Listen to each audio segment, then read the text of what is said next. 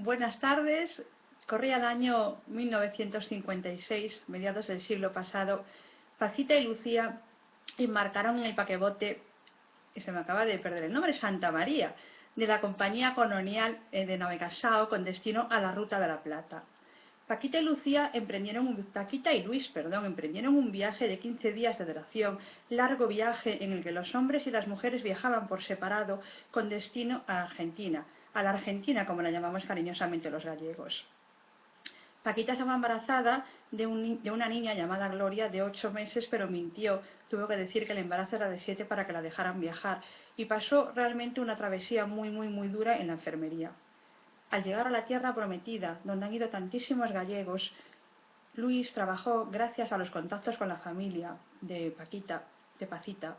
Trabajó en un taller de reparación de chapas de coche, trabajó vendiendo productos eléctricos, trabajó como gerente de una fábrica de vidrios y también como encargado de una oficina de departamentos. Mucho. Inclusive llegó a andar 80 calles todos los días para trabajar porque la plata, como dicen ustedes, no llegaba para comer. Esta historia la he escuchado cientos de veces desde que tengo uso de razón y tengo que dar las gracias a Carlos San Pedro, mi primo argentino, que me la ha renovado, que viven en Ciudad de Neuquén. Pacita y Luis son mis tíos abuelos. Mi abuela hablaba toda la vida de su hermano Luis y de su cuñada Pacita y hablaba de que se fueron a la Argentina. Y yo desde pequeñita quise visitar la Argentina, quise ir donde están ustedes y desde pequeñita adoro la Argentina porque siempre escuché a mi abuela hablar de su país. Por tanto, permítame comenzar así expresando mi admiración por Argentina, una admiración que llevo presente, que llevo en mi corazón desde que nací. Una admiración que tanto Eric e Ismael, a los que conozco y a los que les agradezco profundamente que me den la oportunidad de compartir con ustedes este congreso, para mí es un auténtico honor participar en él, por la ilusión que me provoca hacerlo en un congreso que se realiza en Argentina, en Córdoba en este caso. Y además tengo la inmensa fortuna de hablar de la palabra hablada, la maravillosa palabra hablada, la dama de la comunicación, como me gusta referirme a ella. Hablaremos de el poder de transformación que tiene la dama de la comunicación. Hablaremos de la importancia de ser orador y si es un arte o es una técnica, si el orador nace o el orador se hace. La importancia de escuchar. Escuchar es comunicar. ¿Cuáles son las claves para que un orador se convierta en un orador eficaz? ¿De qué depende? ¿Qué es lo que tiene que tener en cuenta? ¿En qué consiste un discurso, el esquema clásico de un discurso? ¿Qué debe incluir el esquema del discurso? El cuerpo habla, vaya que sí habla. Lamentablemente hoy poco les puedo contar de lo que habla el cuerpo por falta de tiempo, si no me encantaría. Los de ustedes, la gente que está ahí, que me conoce, que me han escuchado dar conferencias, que me han visto en cursos, saben que yo soy capaz de hablar horas y horas porque tanto la palabra hablada como el protocolo social son mis dos grandes pasiones. Hoy solamente voy a poder hablar de cómo exponer un discurso y también de a qué distancia relacionarnos con nuestros semejantes en un discurso. ¿Por qué la palabra hablada se le dice que tiene un gran poder de transformación? ¿Por qué es importante? ¿En qué consiste ese poder de transformación de la palabra hablada? Precisamente en su capacidad para comunicar. La palabra hablada, la palabra, es lo que nos distingue de los animales. La palabra es lo que permite que nos relacionemos las personas.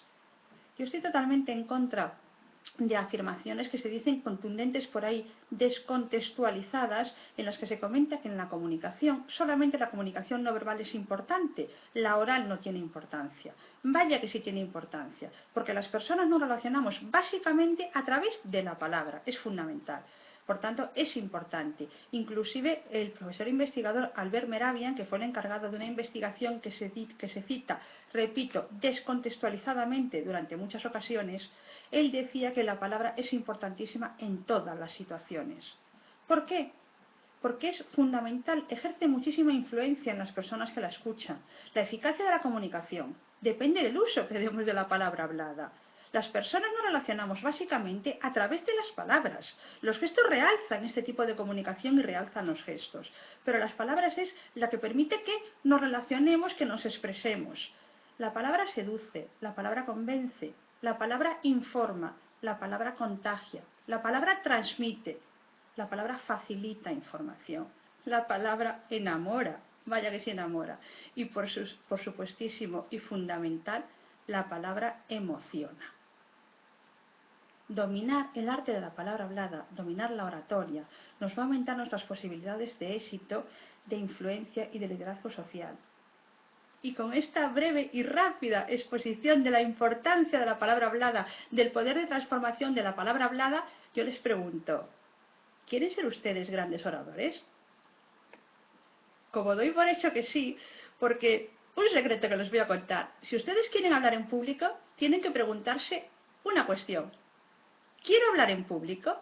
Y la respuesta jamás puede ser me obligan, me lo exigen, me lo piden, me lo recomiendan, es oportuno. No.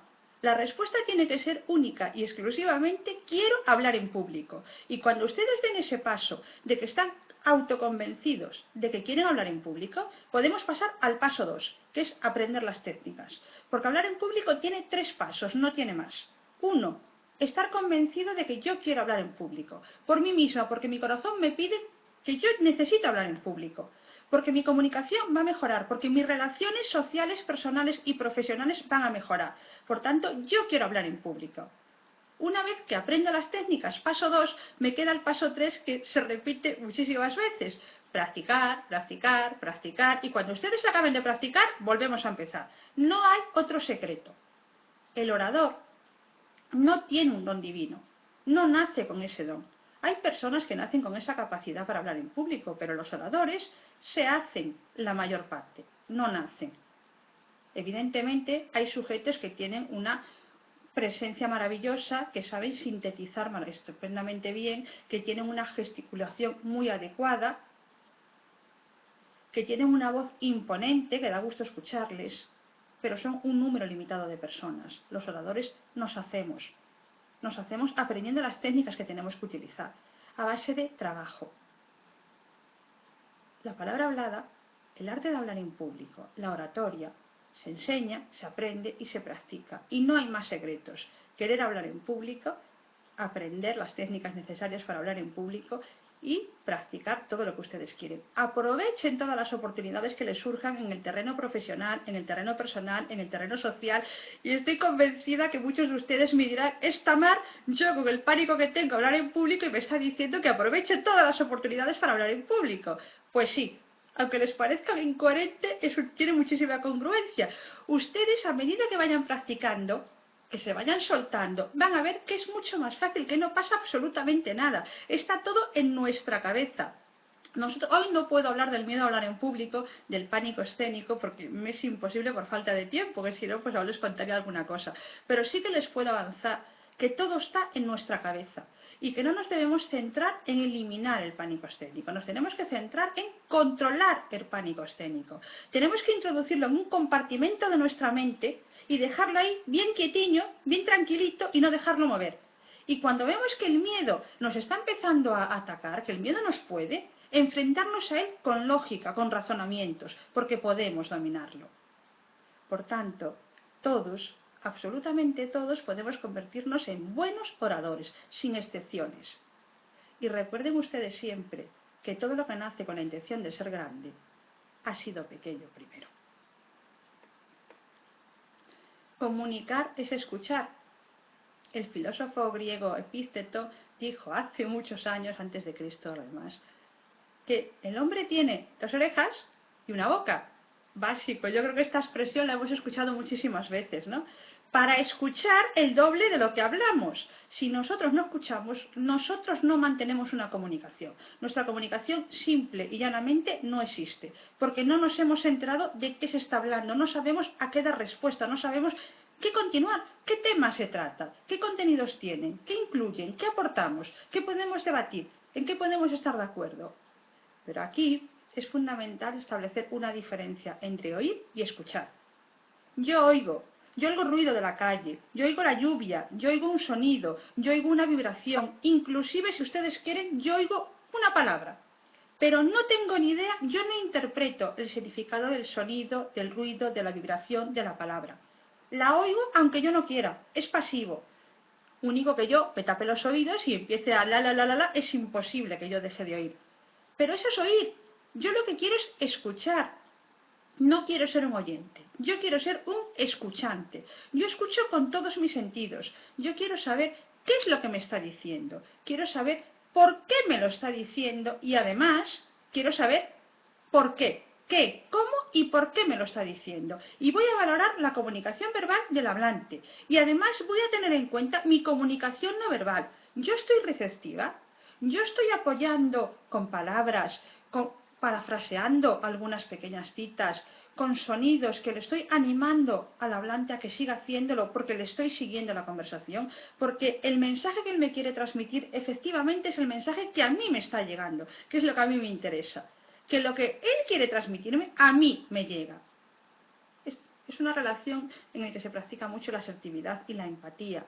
Yo pongo todo mi interés, no en que me convenzas, no en que me convences de lo que estás diciendo. Yo pongo todo mi interés en entenderte y saber cuáles son tus circunstancias y por qué esas circunstancias te hacen pensar de esa manera.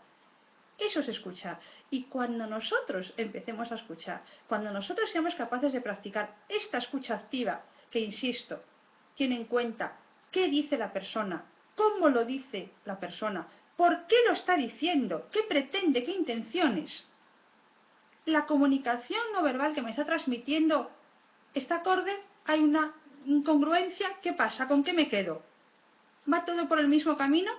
Y además, yo no anticipo frases, yo no anticipo un resultado, ni anticipo una opinión o un comentario. Yo simplemente estoy con mi cuerpo, con mis orejas, con mi boca, con mis ojos, estoy mirando, estoy pendiente, quiero saber absolutamente todo lo que usted me va a decir, porque me interesa. Y a partir de aquí se establece un proceso de comunicación. Y es fundamental que tengamos en cuenta que para que haya una comunicación tiene que haber la escucha.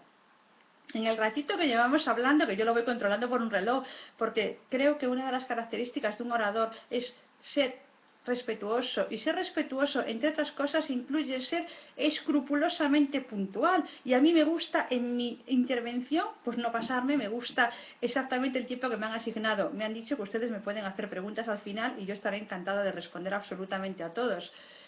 Como les iba diciendo, ustedes ven, me encanta la sonrisa, me parece que es fabulosa y aparte de múltiples ventajas que ahora veremos, la sonrisa, ya que he hablado del pánico escénico, es el mejor método, el más poderoso para combatir el miedo escénico. Si ustedes tienen miedo a hablar en público, ustedes no se crean los dichos populares que andan por ahí, que están comentando que los espectadores, el auditorio, los oyentes están yendo a un auditorio para reírse del orador, para ver qué lo pueden criticar. Eso no es cierto, no tiene ninguna solvencia científica, no tiene ninguna base científica, no es cierto. Los escuchantes lo que quieren es ir a ver qué dice, qué contenidos transmite el orador. ¿Por qué? Porque se quieren informar, porque quieren que los convenzan o porque quieren que los entretengan.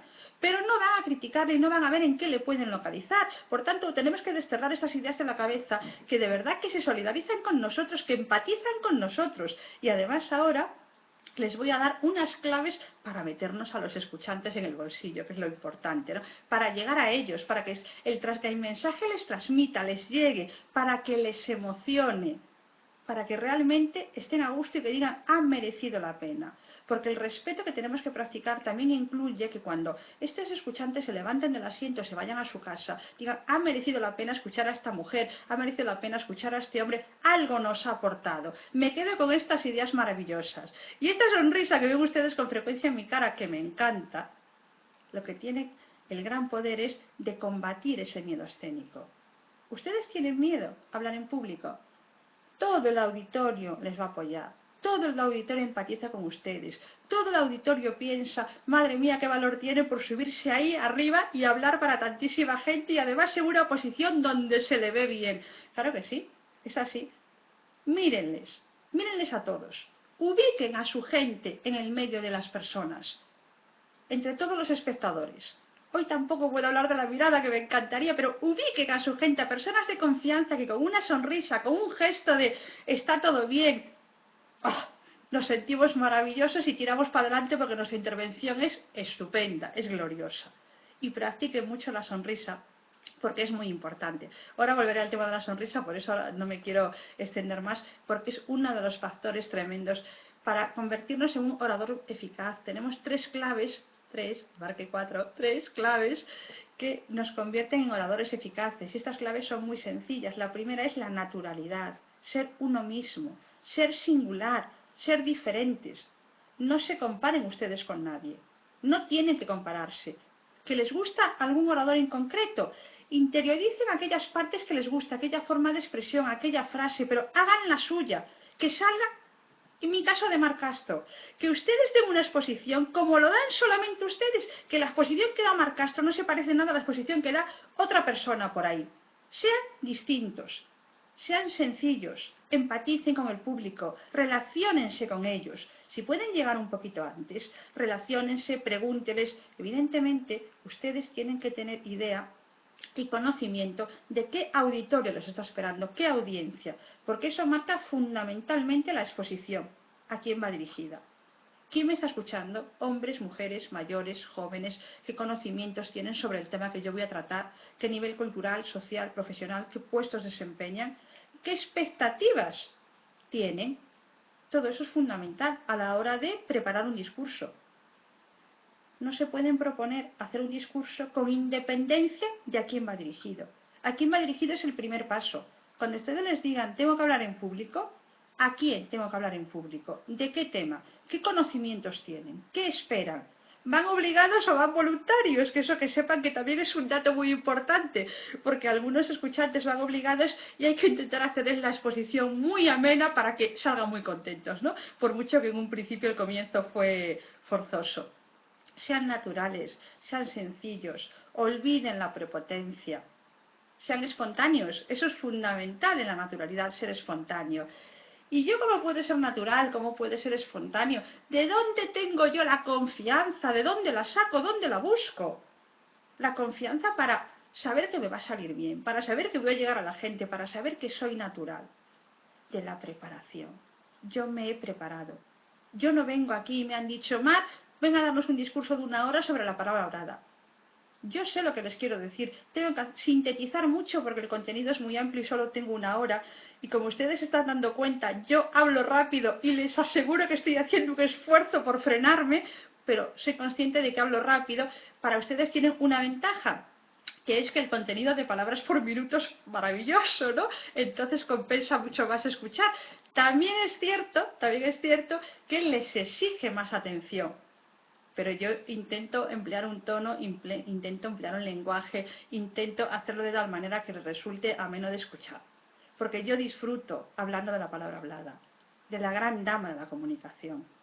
Confíen en su preparación, confíen en ustedes mismos y un consejo que demuestra que nosotros somos naturales en nuestra intervención, que es practicar, como les pongo claramente ahí, la crítica del minuto o el criterio del minuto, que es una crítica sobre un objeto. Yo critico yo critico un objeto, yo no critico a la persona jamás.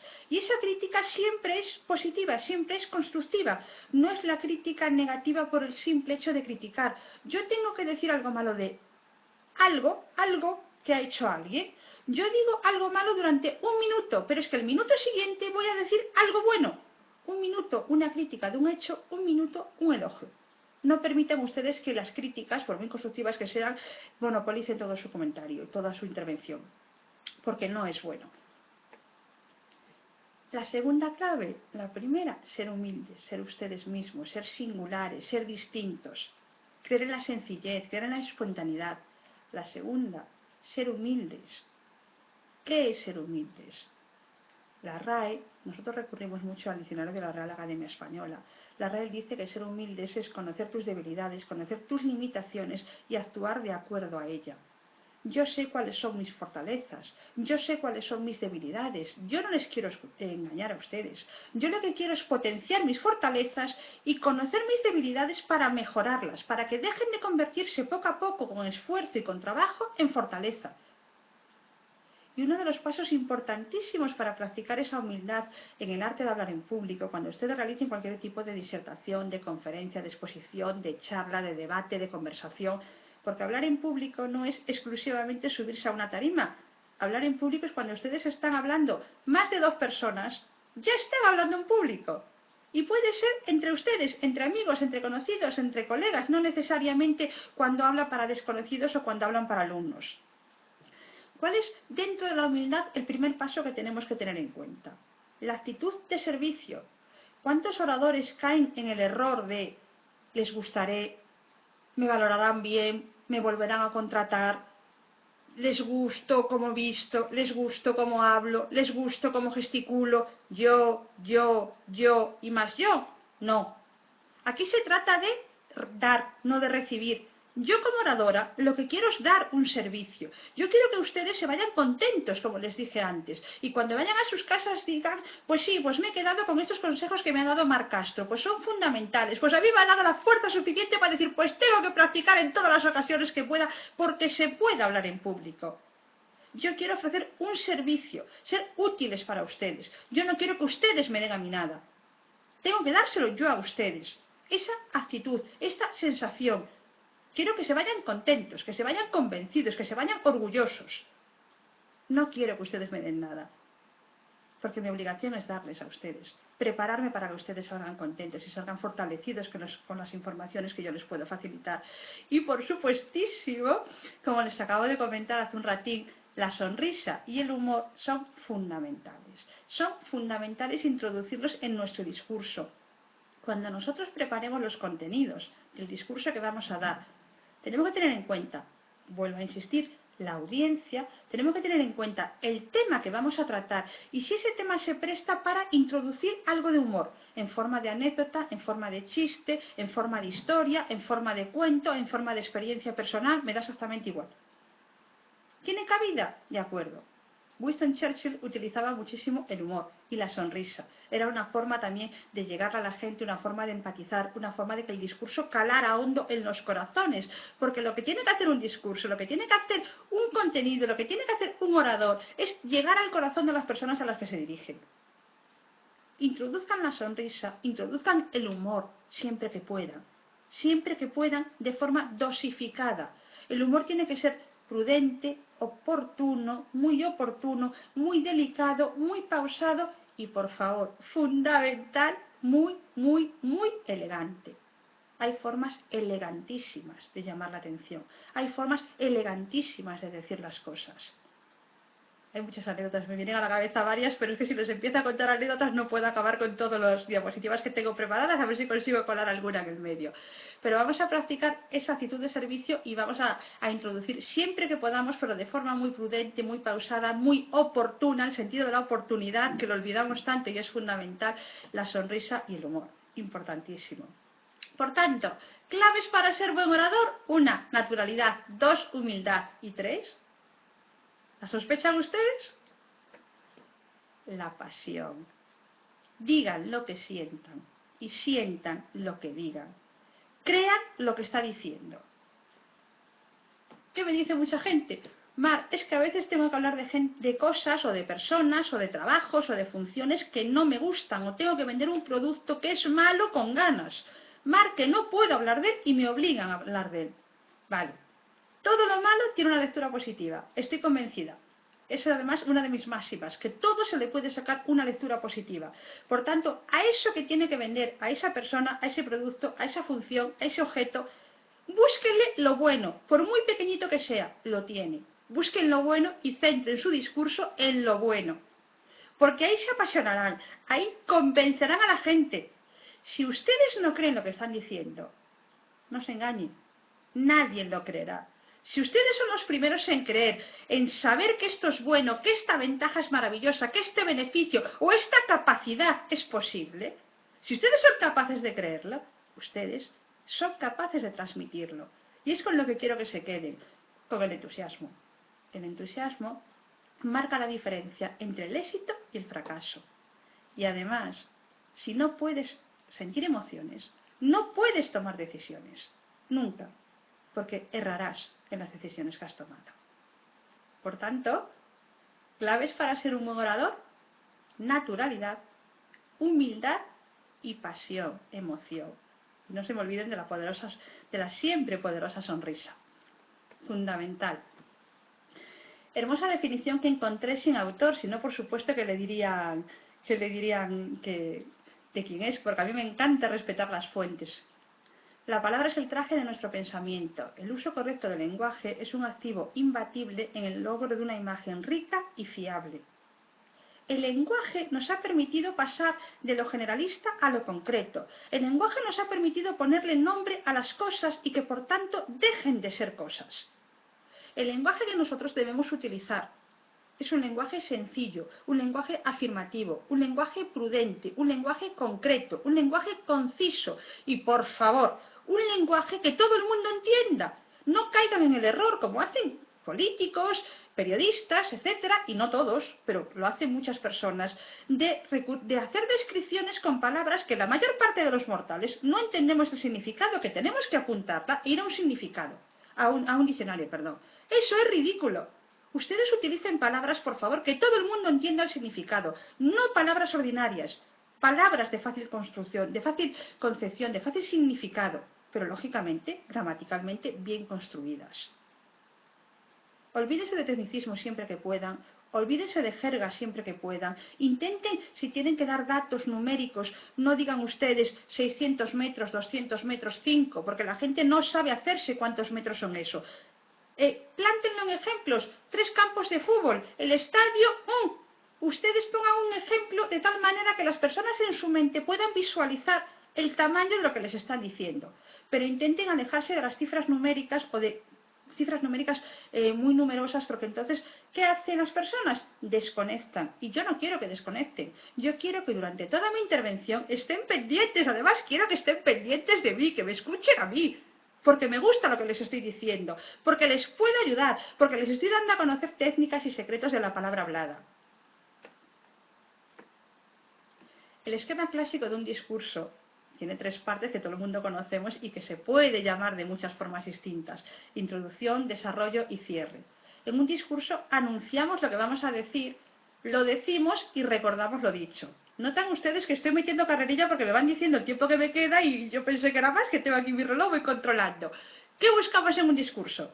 Yo quiero conseguir el interés de la gente. Quiero mantener su atención y además quiero fomentar el recuerdo, que cuando se vayan se queden con esto y estas ideas que han sacado de mi exposición, de mi conferencia. Y para eso tengo la introducción, tengo el desarrollo y tengo el cierre. Introducción y cierre, las partes más pequeñitas de un discurso, importantísimas, no por pequeñas, no por porcentaje que ocupen en el contenido de un discurso, que hay entre un 5 un 10%, inclusive hay quien dice un 15%, yo realmente no le doy valor numérico, yo creo que debe ser pequeño. Yo empecé con una historia emotiva, para mí importante, de mi familia, que quería que ustedes supieran por qué yo amo la Argentina. Ustedes hagan una introducción para atraer la atención. La introducción puede ser, como he hecho yo, una historia emotiva, puede ser una cita de un personaje reconocido, puede ser una anécdota, una historia que les hayan contado, lógicamente siempre pertinente con lo que tengan que hablar, o puede ser una afirmación contundente, que todo el mundo esté de acuerdo o que por el contrario, todo el mundo esté en desacuerdo. Ya les dan que pensar a las personas que están escuchándoles. En el desarrollo que hago, yo voy desengranando los 3 o como mucho 5 temas principales de los que quiero hablar. Voy contando las características, las cualidades de cada uno y recurro a todo lo que tengo a mi mano, datos, ejemplos, testimonios, símiles, lo que yo pueda para que ustedes entiendan, para desarrollar de tal manera que sea comprensible esos 3 a 5 puntos. No se recomienda más ideas principales, ¿por qué? Porque se olvidan, no se fomenta el recuerdo. La gente dice, ¡buh! Habló de tanto que no hay forma de saber qué es lo que no quería decir. No quedó claro el mensaje y desde el principio es fundamental, aparte de conocer a la audiencia, es saber qué mensaje le quiero transmitir. ¿Y en el cierre qué hago? Pues puedo hacer un resumen rápido de los 3 a 5 puntos principales, o puedo hacer exactamente lo mismo que he hecho al principio. Acabar con una cita, acabar con una historia personal, acabar con una afirmación contundente o con una pregunta retórica, como ustedes prefieran. Tenemos todas las opciones y cada uno se adapta a lo que quiere. Claves para mantener al público atento. Contacto visual, la mirada. Por Dios, no tengan en cuenta ustedes las recomendaciones que he leído yo en muchos libros de que tienen que mirar al fondo, pero no al público, al fondo, a la pared. O que cuando hablan a su auditorio tienen que mirar a los lados. O que tienen que mirar en forma de M. Inclusive he llegado a leer que hay que mirar en forma de Z. Por favor, Vamos a aplicar la lógica. Ustedes tienen que mirar al público, porque la mirada es un poderosísimo método de mantenimiento de la atención. Yo si les estoy mirando, les estoy diciendo, me dedico a ustedes, tengo mi atención completa dirigida a ustedes. Por tanto, ustedes, pues por empatía, por simpatía, me van a dedicar su atención. Tengo que conectar los temas con los intereses vitales de la audiencia. Tengo que utilizar un material complementario que le valga a las personas que están ahí, que les aporte información, que les permita seguir la exposición. Tengo que introducir silencios, sobre todo cuando yo voy a hacer una afirmación contundente. Yo primero introduzco un silencio, la gente automáticamente me mira, he atrapado la atención y ya suelto lo que quería decir. Somos sinceros, jamás debemos mentir. Y cuando no sepamos la respuesta a una pregunta, la reconocemos, porque no debemos olvidarnos que somos humanos y gracias a Dios somos imperfectos. Por tanto, podemos no saber algo. Cuando hablamos de muchos temas, si no resumimos, la gente se dispersa, se le va la mente. Por tanto, también es un error que no seamos capaces de hacer esos resúmenes. Vamos a resumir cada poco los contenidos de cada punto. Volvemos al tema de antes, el humor elegante, elegantísimo y mucho entusiasmo, todo lo que puedan. Desborden ustedes entusiasmo. No confíen, por favor, en la improvisación. No hagan una introducción muy insulsa, muy aburrida, o larguísima, o inexplicable, o descontextualizada. No utilicen métodos audiovisuales que digan, ¿y esto a qué viene? Estaba acordándome uno que utilizara en un curso cuando yo me formaba en oratoria, que me ponía música de pajaritos para relajarme. Yo aún hoy no entiendo por qué me ponían ese método audiovisual, pero bueno. No traten de demasiados temas porque la gente se pierde, la gente, lógicamente, se evade con otros temas. No se pasen del tiempo del que disponen. Por favor, no se disculpen. Mi jefe me ha mandado venir aquí, la noche pasada estuve enferma, no pude preparar mi disertación. No se disculpen. Si ustedes tienen que hacer un trabajo, como si no duermen, prepárenlo. Pero no empiecen su disertación, su conferencia, diciendo me han obligado, me han pedido, estuve malito, este no es mi tema o estoy haciendo un favor. No hay disculpas. Y bajo ningún concepto el humor imprudente jamás. Voy bien de tiempo, que me quedan un par de diapositivas, así que yo creo que voy bien. El cuerpo habla, vaya que sí habla. Gestos, muecas, ademanes, las manos son poderosísimas, los pies, que son los grandes abandonados, pero también transmiten muchísima información. ¿Cómo hablan a la hora de dar un discurso? Hay 4 formas distintas de exponer un discurso. Las tienen ustedes ahí en pantalla. 2 de pie y 2 sentadas. Que sepan que yo practico siempre de pie caminando por el escenario porque me parece fantástica. Es la más cercana al público. Si ustedes pueden interactuar con el público, fabuloso, porque anticipa vitalidad, anticipa dinamismo. La gente se siente cercana, se sienta qué sencillo es el orador, qué bien lo hace, cómo le gusta además moverse, cómo le gusta interactuar con ellos.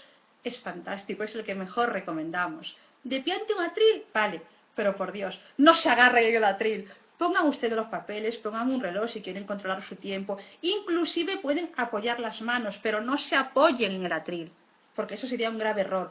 Pueden practicar ustedes la técnica del árbol, no sé si se verá muy bien, que es muy despacito, cual movimientos de las ramas de un árbol mecidas por el viento. Yo hablo y le voy dando vida y fuerza a mis palabras con gestos, con las manos. Otras opciones que tengo, sentadas detrás de una mesa, como estoy yo hoy aquí. ¿Qué pasa? Que tengo una maravillosa barrera, maravillosa no, una mala barrera, que es la mesa. La mesa es una barrera entre ustedes y yo si me tuvieran ahí presencialmente. Es una barrera que yo tengo que combatir, es una barrera que me está restando gestualidad. Por tanto, yo que tengo que potenciar el paralenguaje, el volumen, el tono, la entonación, el ritmo, la melodía, el énfasis que le doy a las palabras y las pausas y los silencios. ¿Por qué? Porque tengo que combatir esta barrera. ¿Y cómo la combato? Con el paralenguaje, que es lo que más se ve. Algo en las manos.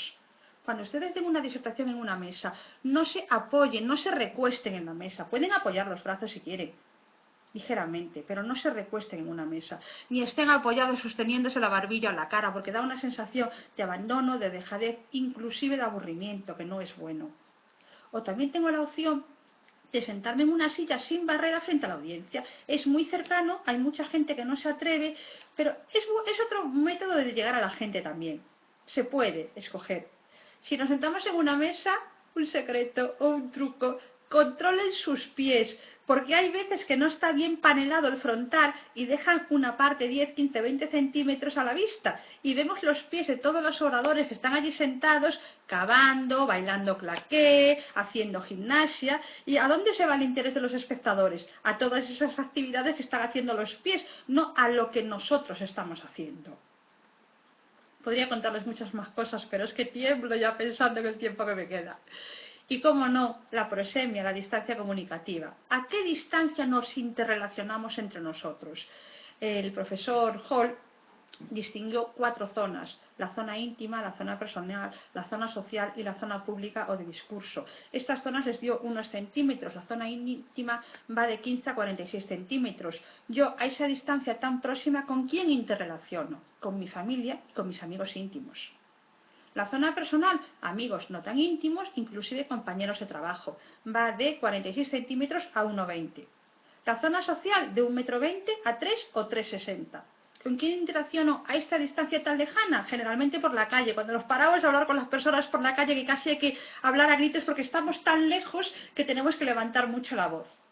Y la zona pública, que también se llama zona de discurso, que lógicamente se suele poner en un estrado siempre más elevado, al igual que pasa con el atril, que suele pasar con la mesa presidencial, más elevado. ¿Para qué? Para que todo el mundo pueda ver a la persona que está hablando, sin que tenga que hacer gestos ni movimientos ni estar incómodo. ¿Por qué? Porque eso dificulta la comprensión, dificulta la comunicación. Por tanto, no es lo que nosotros queremos. Seamos prudentes. Existen las culturas de contacto y las culturas de no contacto. Nosotros somos cultura de contacto, ustedes también. Interactuamos muy próximos, hablamos muy alto, inclusive llegamos a tocarnos y mantenemos la mirada. La cultura de no contacto mantiene muchísimo las distancias, no se miran, se dan la mano tan lejos y no se la dan más lejos porque no llegan. Mucho más prudentes. Es distinto, ¿eh? Ustedes pueden cambiar el mundo con palabras que salgan del corazón, palabras que unidas a sus realidades o a sus acciones crearán realidades. Gracias, muchísimas gracias, y estoy feliz de haber compartido este congreso con ustedes.